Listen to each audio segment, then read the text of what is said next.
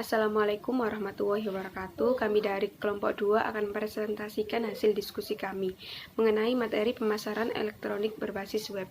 Nama kelompok yang pertama Fatimah Zahro, NIM 190301045, yang kedua Muhammad Hasim, NIM 190301124, yang ketiga Arfi Dadri Agustin, NIM 190301176, yang keempat Cikita Freskilia, NIM 190301184, yang kelima Alman Saufi, NIM 190301231. Ruang lingkup pemasaran. Salah satu subset terpenting dan terbesar dari e-bisnis adalah e-commerce, di mana berbagai aktivitas transaksi jual beli dilakukan melalui medium internet.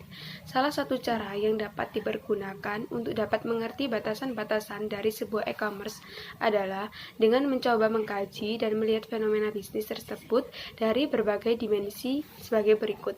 Yang pertama ada teknologi. Kontributor terbesar yang memungkinkan terjadinya e-commerce adalah teknologi informasi. Dalam hal ini, perkembangan pesat teknologi komputer dan telekomunikasi. Yang kedua ada marketing dan new customer process.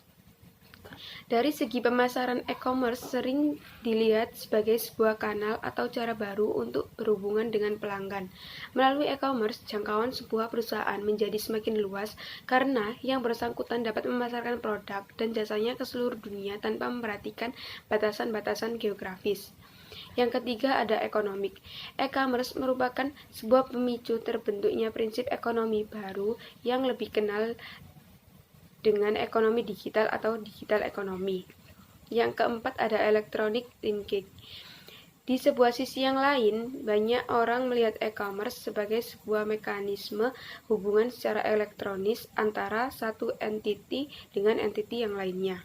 Dengan adanya e-commerce, maka dua buah divisi dapat bekerja sama secara efisien melalui pertukaran data elektronis. Yang kelima ada information value adding. Di dalam e-commerce, bahan baku yang paling penting adalah informasi. Sehubungan dengan hal ini, proses pertambahan nilai menjadi kunci terselenggaranya sebuah mekanisme e-commerce.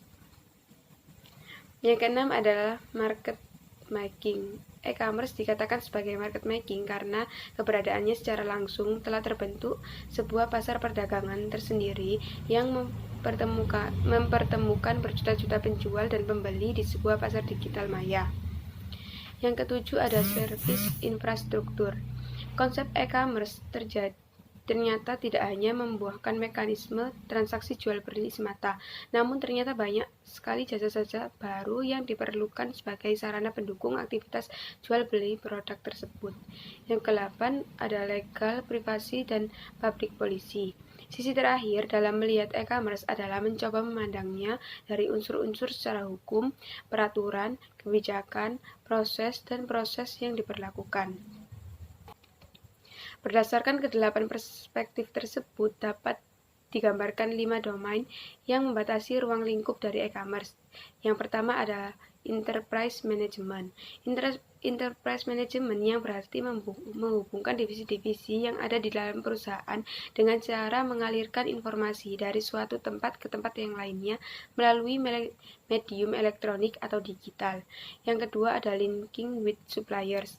Linking with suppliers yang berarti menghubungkan sebuah perusahaan dengan satu keseluruhan mitra bisnisnya secara elektronik agar proses pemasaran atau pengadaan barang mentah produksi dapat dilakukan seefisien mungkin. Yang ketiga ada linking with distributor atau retailer. Linking with distributor atau retailer yang berarti menghubungkan perusahaan dengan cara distributor, wholesaler, maupun retailer yang bertanggung jawab untuk menyalurkan produk dari perusahaan ke tangan pelanggan. Yang keempat ada interface with customer. Interface with customer yang berarti menghubungkan perusahaan dengan calon pembelinya secara langsung atau end customer tanpa melalui perantara atau broker. Yang terakhir ada global e-commerce infrastruktur. Global e-commerce infrastruktur yang berarti menghubungkan perusahaan dengan pihak-pihak pendukung lain semacam vendor, ISP, lembaga keuangan, penyedia jasa infrastruktur, dan lainnya, karena merekalah yang merupakan institusi pendukung dalam terselenggaranya rangkaian proses transaksi e-commerce secara utuh. Selanjutnya, presentasi akan dilanjutkan oleh teman saya. Assalamualaikum warahmatullahi wabarakatuh. Nama saya Arvida Tri Agustin, NIM 1903011176. Di sini saya akan melanjutkan presentasi dari Mbak Fatim, yaitu terkait 4P yang ditawarkan pada pemasaran di internet. Yang pertama yaitu produk atau produk. Produk atau produk adalah jantung dari bauran pemasaran. Semua aktivitas pemasaran dimulai dengan produk. Produk bukanlah entitas fisik saja, tetapi menganggap seluruh aspek berwujud dan tidak berwujud seperti layanan, kepribadian, organisasi, dan ide.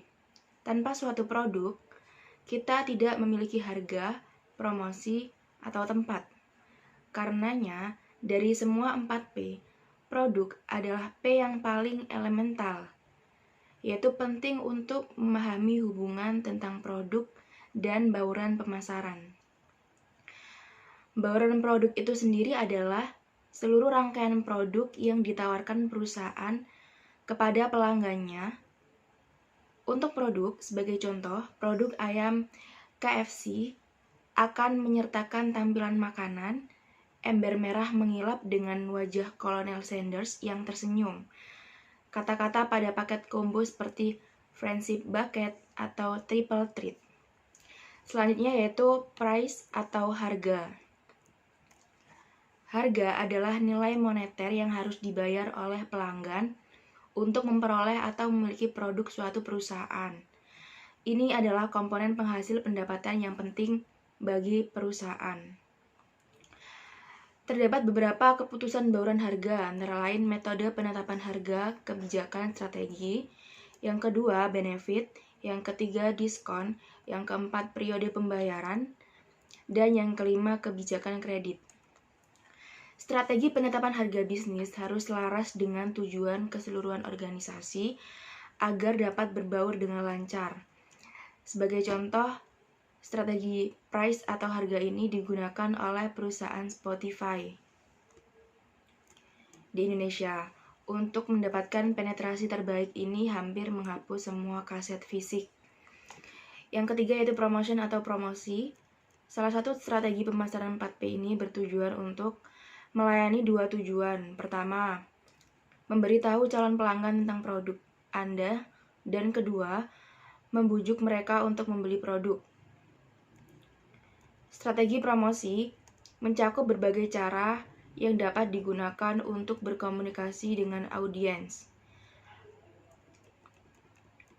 Sebagai contoh, Coca-Cola memanfaatkan Piala Dunia 2010 dan lagu tema Keinan sedemikian rupa sehingga Coca-Cola dan sepak bola semuanya menjadi identik. Yang keempat yaitu place atau tempat, atau sebagai tempat untuk distribusi. Tempat atau distribusi fisik berkaitan dengan pengalihan kepemilikan produk dari produsen ke pelanggan. Margin keuntungan bergantung pada seberapa cepat kita dapat menyerahkan barang. Semakin cepat produk mencapai titik penjualan, semakin besar kemungkinannya untuk memuaskan pelanggan dan meningkatkan loyalitas merek.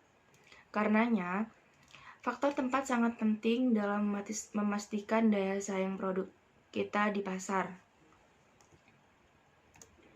Sebagai contoh, iPhone atau Apple ditemukan dengan mudah di toko e-commerce terkenal seperti Amazon, dan bukan di toko online yang menjual bahan bangunan. Selanjutnya yaitu pentingnya strategi pemasaran 4P. Yang pertama yaitu untuk menciptakan sinergi. Strategi pemasaran 4P antara lain product, price, promotion, and place bila dikombinasikan dengan benar menciptakan koordinasi yang memberikan promosi yang tepat untuk produk. Yang kedua yaitu loyalitas dan nilai merek. Karena pendekatan ini berfokus pada kebutuhan pelanggan dan kepuasan mereka, produk tersebut akan menghasilkan loyalitas dan brand awareness yang baik di mata konsumen. Yang ketiga yaitu berfungsi untuk mendekatkan pelanggan.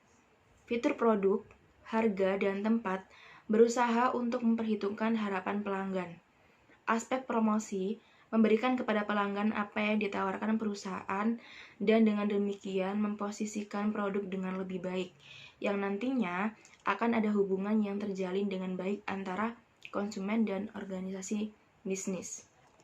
Yang keempat yaitu untuk memungkinkan integrasi yang tepat. Perancangan strategi pemasaran 4P membutuhkan pemikiran kritis dan persepsi. Jika digabungkan dengan benar, produk akan menemukan ruang unik di benak pelanggan atau konsumen. Yang kelima yaitu sebagai panduan dalam mengambil keputusan yang tepat. Saling ketergantungan dan sifat menyeluruh dari satu elemen di atas memandu kita dalam pengambilan keputusan.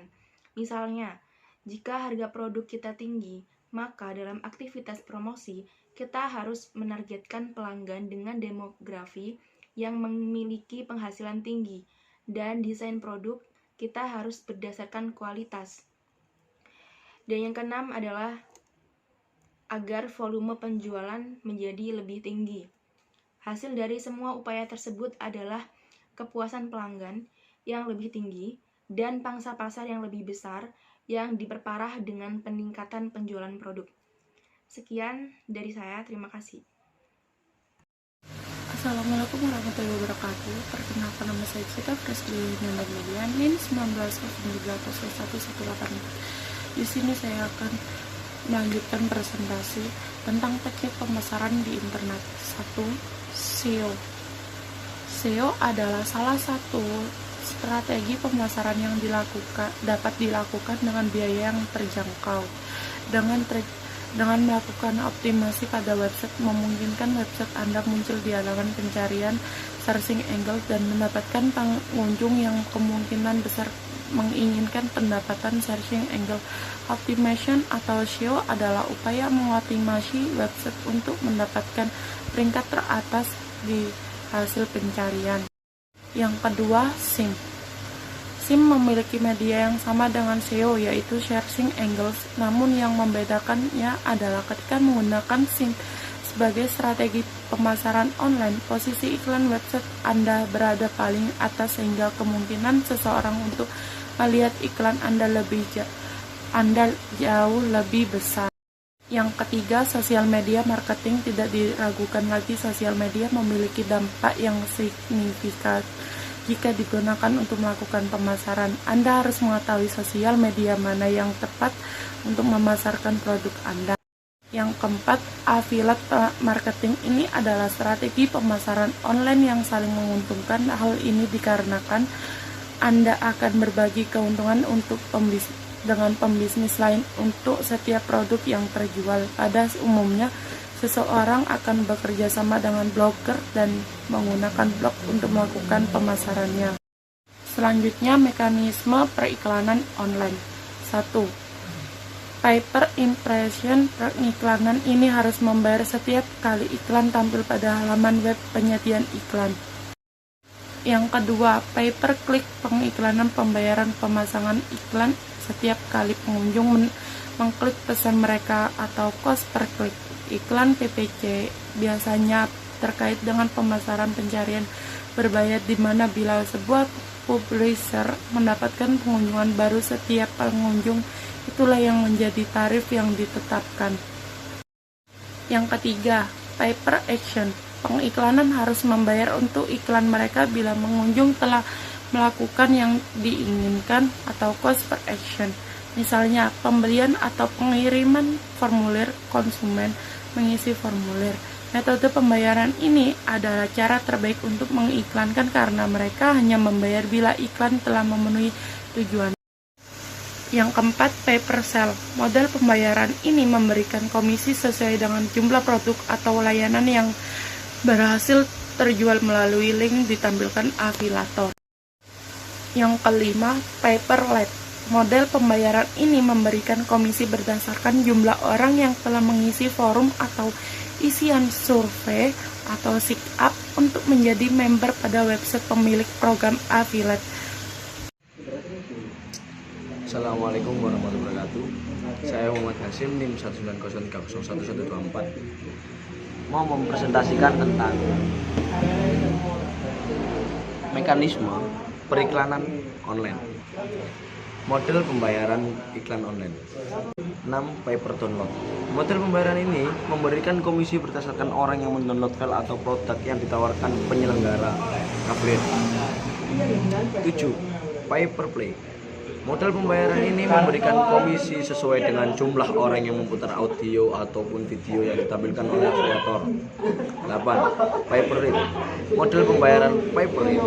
Ini komisi diberikan bila Anda sendiri mengklik membaca iklan yang disodorkan dan diatur dalam durasi tertentu. Contohnya snack video. 9. Cost per interaction. Dengan model ini, pengiklanan membayar untuk iklan relevant iklan yang muncul setiap melakukan scroll. Biasanya ditempatkan dalam video atau aplikasi, seperti aplikasi Facebook, dan berdasarkan interaksi dengan iklan itu.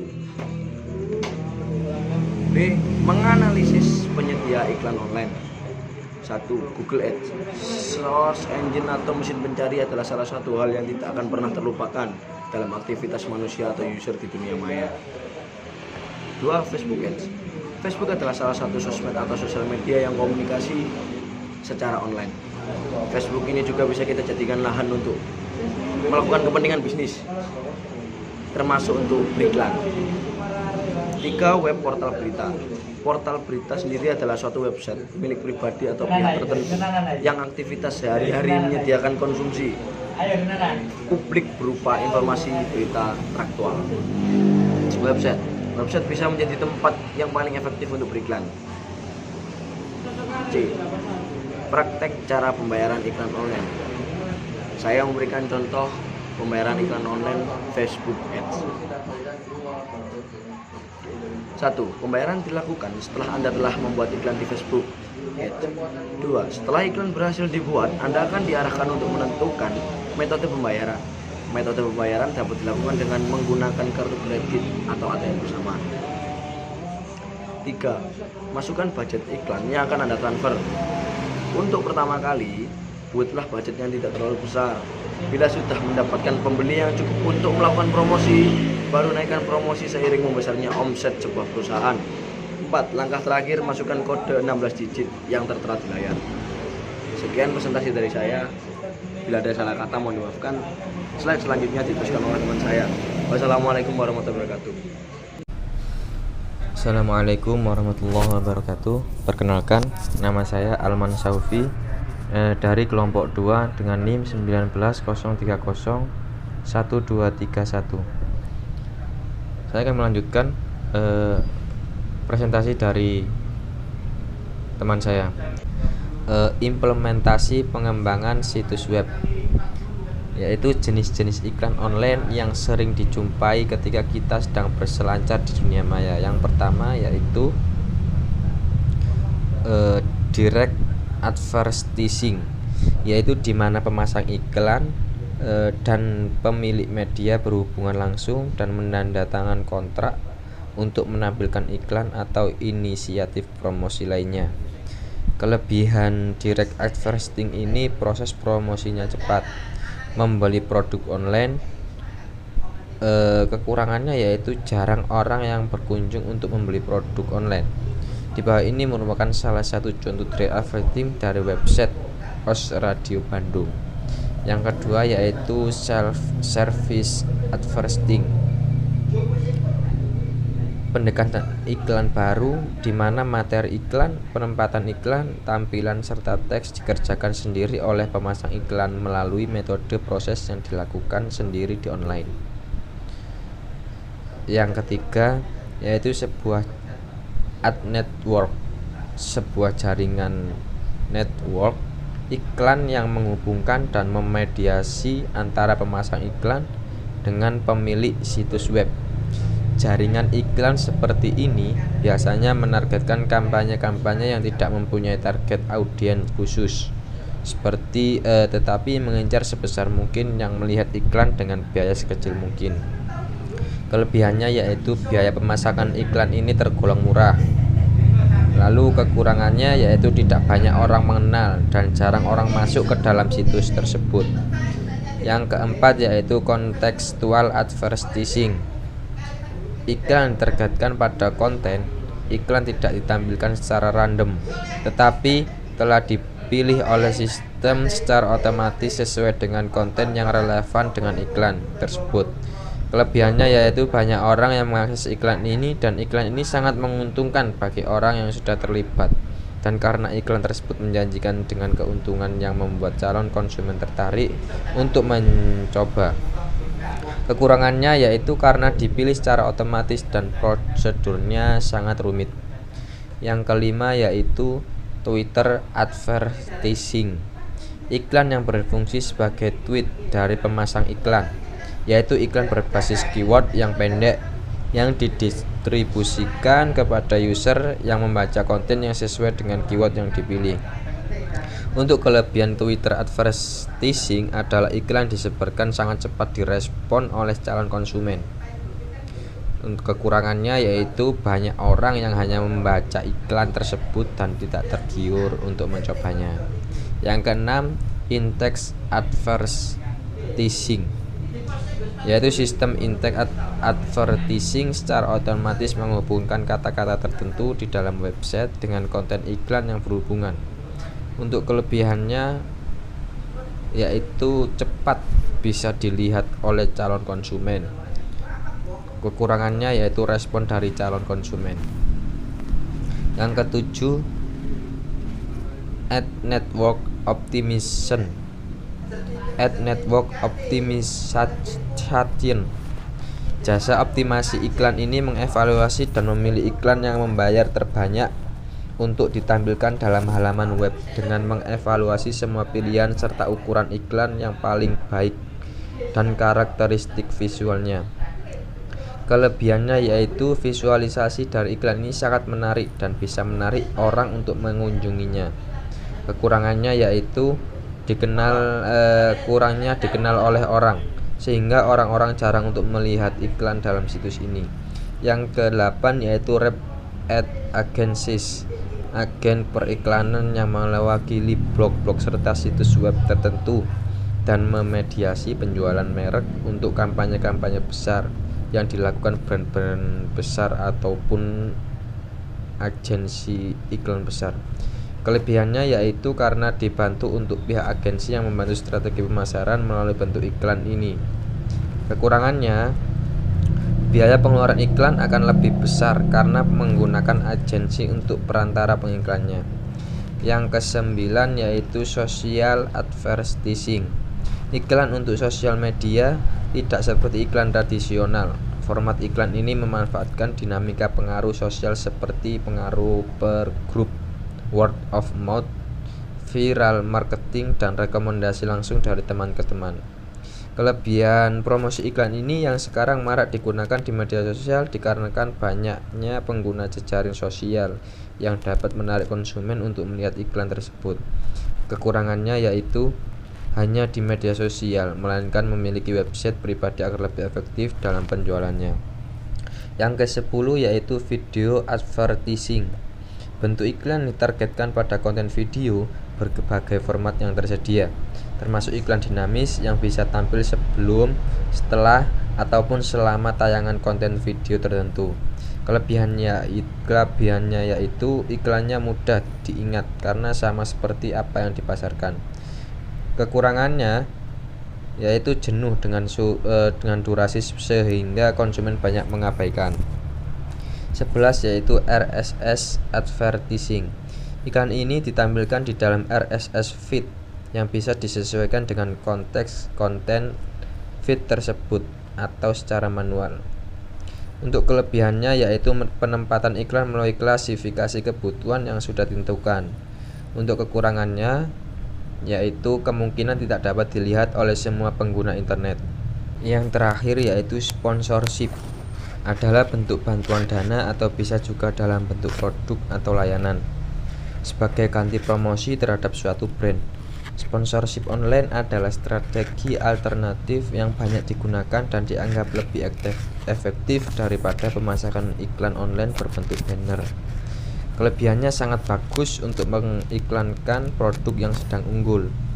Kekurangannya yaitu kurangnya penjelasan mengenai produk tersebut. Sekian presentasi dari kelompok kami. Apabila ada salah kata, mohon maaf yang sebesar-besarnya. Apabila teman-teman ada yang kurang paham, bisa ditanyakan. Terima kasih. Wassalamualaikum warahmatullahi wabarakatuh.